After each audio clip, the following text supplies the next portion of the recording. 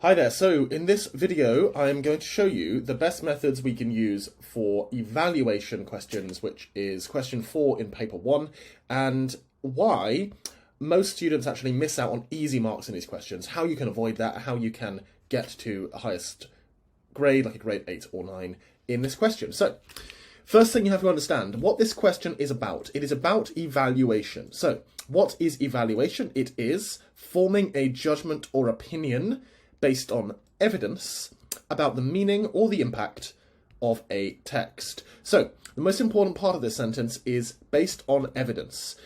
What the examiner is looking for is that you can use evidence effectively, and you can explain why the evidence you've chosen backs up your point.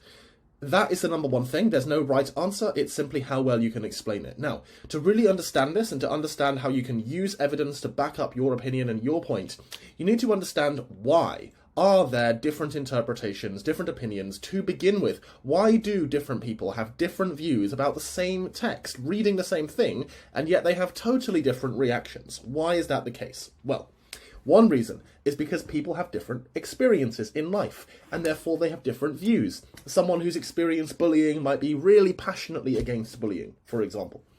And another reason is people have different backgrounds, they have different cultures, religions, different beliefs.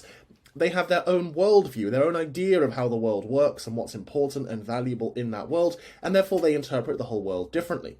So, interpretation is like wearing a pair of coloured glasses throughout your whole life. Everything in the world looks different, has a different colour, depending on your background, your beliefs, and your ideas. And therefore, the same text will be interpreted in different ways by different readers. So there's no right answer, but answers that are better give good reasons for your interpretation.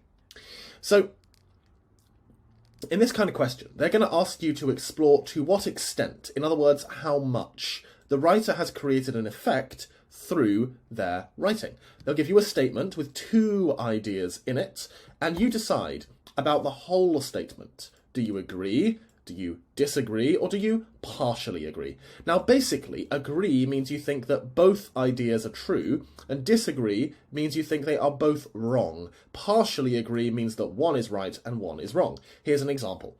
The character Hartop is cruel, that's one idea, and all our sympathy goes to his daughter Alice. That's the other idea. So to what extent do you agree? Well, you could agree he's cruel and we sympathise with Alice. You could agree that he's cruel but not sympathise with Alice. You could sympathise with Alice but not think he's cruel. Or you could agree with neither of them. So you've basically got 4 options you can choose from. They're all equally valid. But remember, the quality of your evidence is going to determine the marks that you get for this question. So the first thing that you have to do is to decide on your opinion. Do you fully agree? Do you partially agree? Or do you fully disagree? What is your opinion? The second thing you have to do is identify the language, words or techniques. Now, you can't always find a fancy technique like a simile, metaphor, personification. You can just say the verb or the noun or the adjective or whatever and mention the type of word. That's okay. But mention the word or the technique that made you come to that opinion, that made you have the opinion that you thought about in this step. The third thing you have to think about is why. Why did that quote, why did that word, why did that technique make you think that way? And explain it. Give a detailed reason that is specific to that exact word.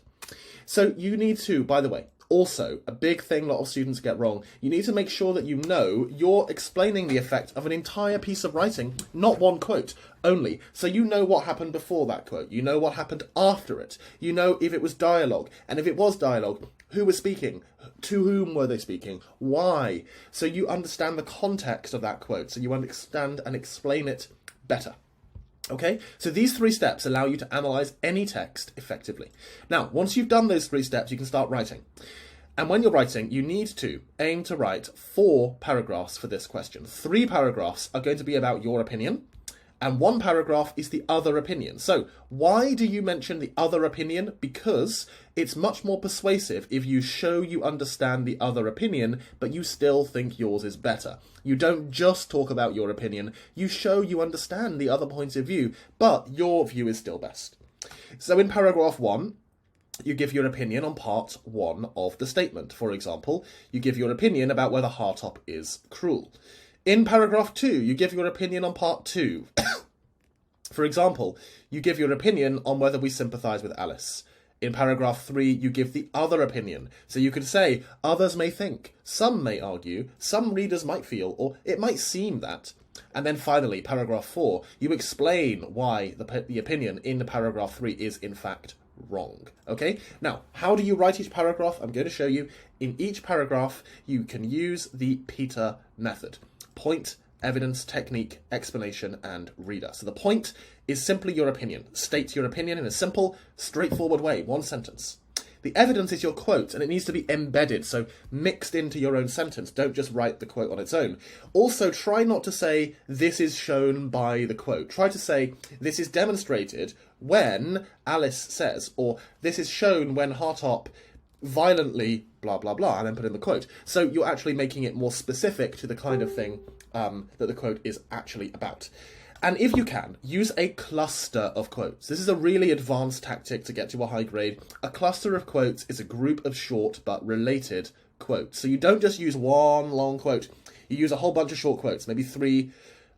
It could even be a couple of words each, but you link them together, and it shows to the examiner that you can link together different parts of the text that make the same point, which is a high-level skill. Okay. Technique. Now, as I said, you may not find a special technique. Mention the type of word, noun, verb, adjective. You zoom into the effect of that technique or word. So to do this, don't write this part, but think about it. Try to imagine other words they could have used instead, and then think, why did they choose this one and not all those other words they could have used?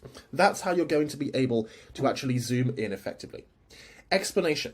You explain why the technique supports your opinion, so you're linking it back to the original statement.